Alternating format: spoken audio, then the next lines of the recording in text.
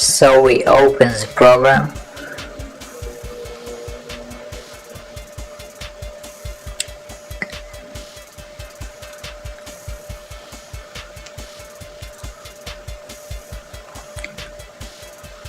And then we transfer the file we want to elaborate to blurred.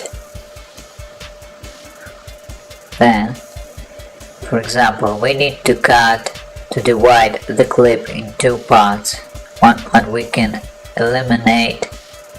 For example, I click here, I divide, click where I want. So we have two parts, the clip is divided. Then we return to our mouse. Then we click on the part we do not need and eliminate with the button of keyboard del. So now we have our part we are thinking to elaborate to blurred. So we need to find such point as effects. From the list of effects we can add the effect we need, blur. So let's start.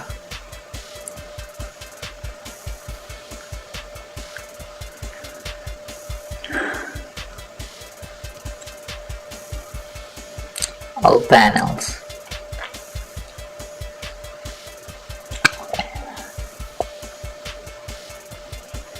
So we open video effects and then blur. Select this one 2 times with the right mouse. We click on it. The next window shall be opened in this way. If it's not opened, we click on the effects above. So we now have blur.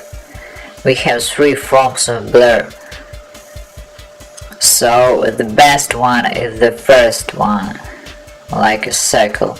We can move it like we want, change the form and so on. For example, we need to blur for 12%, so the whole picture, the whole screen will be covered in blur. So 50% is too much. So let's make 0, because we do not need the whole screen, just the movable text, writings and so on. So I clicked on the circle. Now we have one form of blur. We move it to the part where our text shall appear the first time, or our object or whatever. So we make the form now of the circle, not to cover the whole page or very large area. Okay, right now it's all good, perfect. So we have one mask. Then we add another mask, because we have two areas to cover. And then even one of the masks shall be moved to the third area when we scroll the mouse.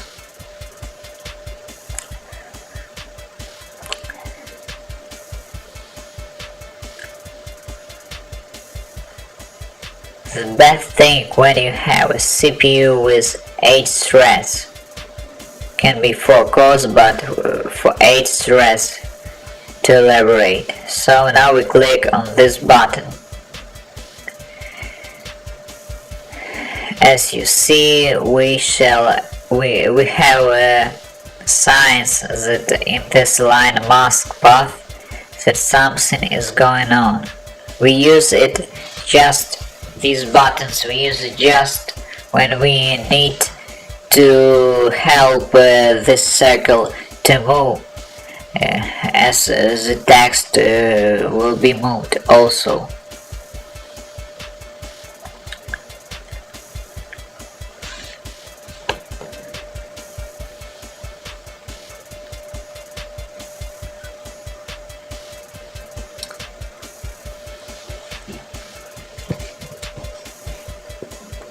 So we click on it.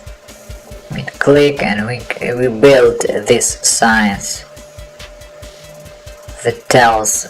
But in general, I just show you this. Here we do not need to click on this. We just need to find it on the timeline our movement of the text object, and then we need to use it. This is automatical tracking, but it's not very perfect. It doesn't work in general. Very bad, I would say, because it's only for faces. For faces, something alive objects. I mean, creatures and so on. This is text. It's very difficult. You need solid state drive, and as I had told before, you need to use CPU with 8 threads at least to make this process very fast. Okay.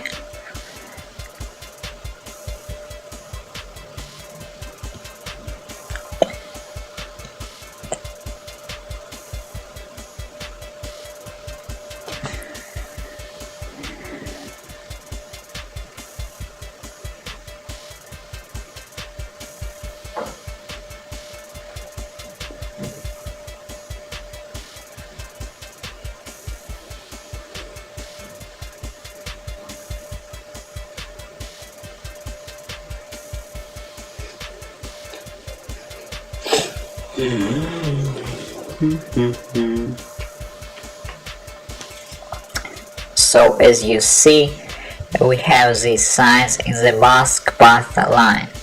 Now these signs means only they must be created only when our text signs objects are moving. If they are not movable, you don't need to do that what I show you right now, because as you see on the video, I don't have my text movable. Now I am looking for movable text, or at least I am going to prepare my second blur mask. So as you see now in this on this part of timeline, I have a little movement of my page. I mean, because it's a web page. I made video on the web page. So you see, I click till I see some movement on the mask number 2, and as you see, a sign is created in the line of mask path.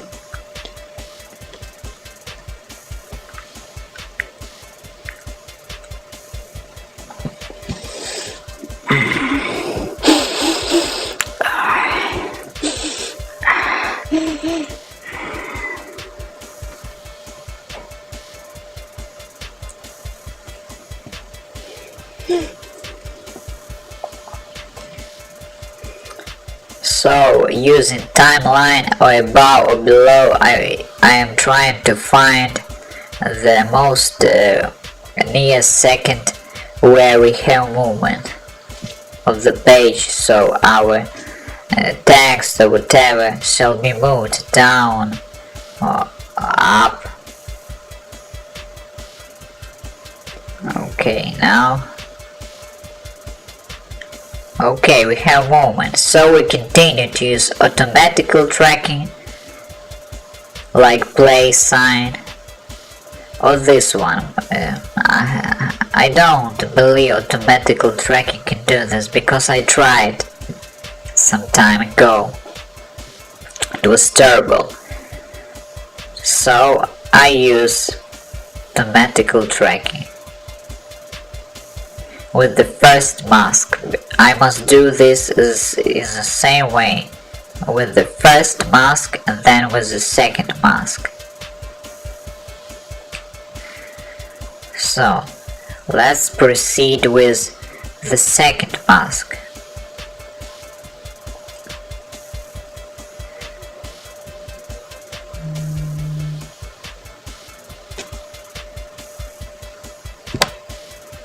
Sorry, as you see we have little movement, but as I move, as I click the button to the right play button, it has the forward button, it moves together with my text. Now I am going to elaborate the first mask. I am trying to find where we have a movement on the page. You need to do this. If you have 3 objects or text or whatever, 3, 5, 4, so you need so many masks, you know?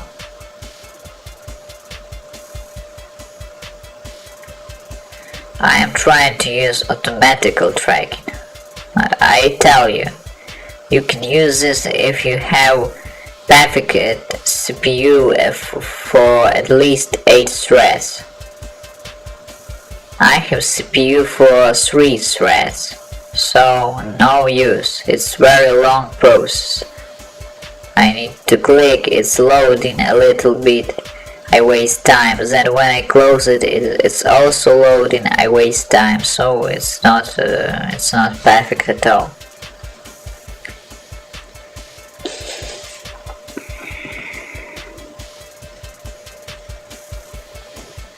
So now it's automatical tracking.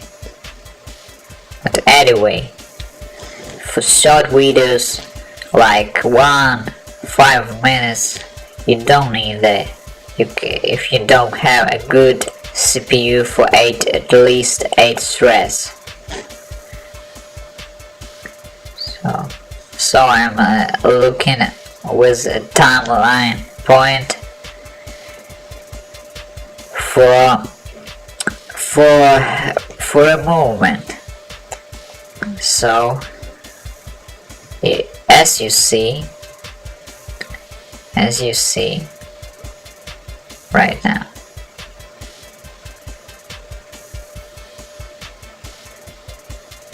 Okay, we have movements, you see. We need to use this play button forward. Okay, so we continue. It tries more or less. You can again try with automatical blur covering. But it's not good at all, I tell you. If you have solid state drive and CPU with at least 8 threads to elaborate, so you can use automatic. Even if there will be some bad movement, not perfect, you can then re-elaborate manually this part of this 1-2 seconds. The best way, as you see, we have signs again, too many signs in the line of mask path 1 and in the line of mask path 2. So now I move with my mouse mask number 2 from the bottom to the top, because I have new symbols there, and I manually track this movement. And as you see, the page is moving upwards, and my mask is number 2 is staying perfectly well on the symbols created in the upper part of the screen. Now I go to mask 1. I continue tracking it because I have movement. So I continue tracking with the play button forward.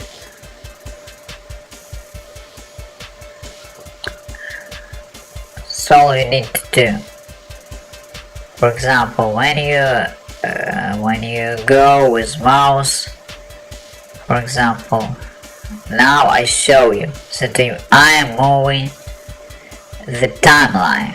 You don't see my mouse because my registration program something is happening, so you don't see it.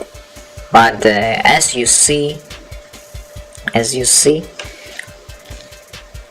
I am moving timeline. When nothing happens, no new signs in the mask path line of mask number 1 is being created. So you don't need to move your timeline. You just move your timeline sign just in case you need to find the exact second from which you have some movement, and then you need to use automatical track and play button of the mask 1, the same for the mask 2, the same for the mask 3, 4 and so on. If you don't want to use automatical tracking, or if your video is very short, like 1-5 minutes, you can use, and you don't have solid state drive, and you don't have CPU with at least 8 threads, so you manually proceed with play button forward in the line of mask path 1, then for the line of mask 2, and then for the line of the mask path 3. That's all you need. You use timeline sign just to look for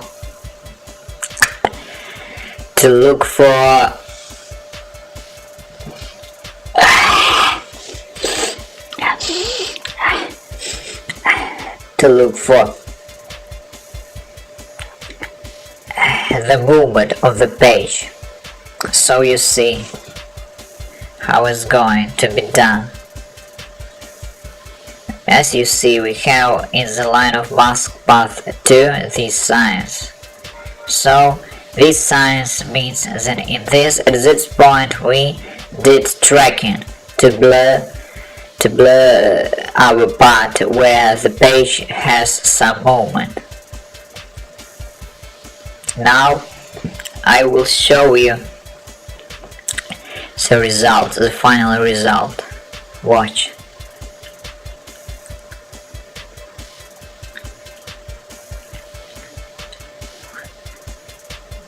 As you see, center, first mask, and at the bottom, second mask. This second mask from the bottom shall be moved to the top to cover the text that will appear at the end of the video.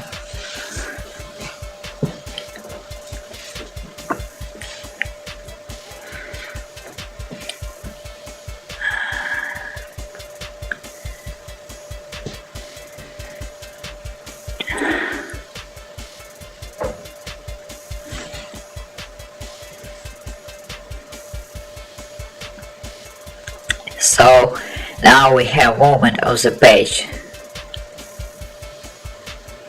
Okay, as you see, everything is perfect. The second mask moved from the down to the top. So now click File, for example, Export Media, and you can save your elaborated file to a media file using MP4 container, for example.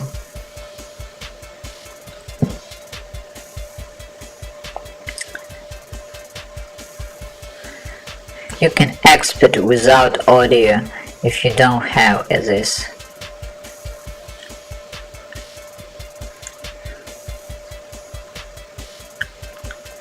Here you can select manually what you like this.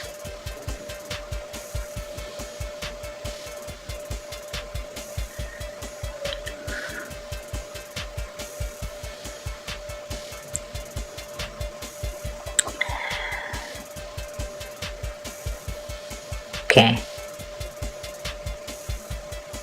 variable bitrate you use as always. In the last years we are using variable bitrate. You can also click in the quote use maximum render quality if you like. So then we click on export. So the video will be saved in documents.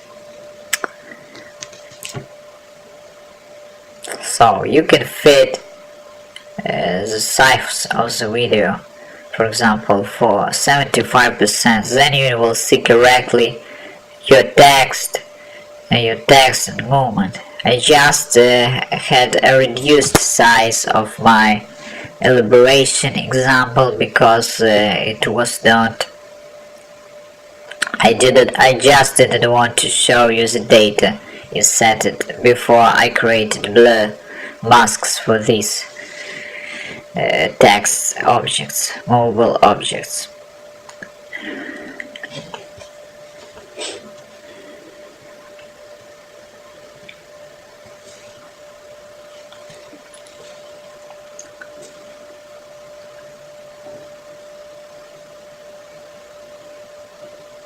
Okay, that's all. Enjoy, try.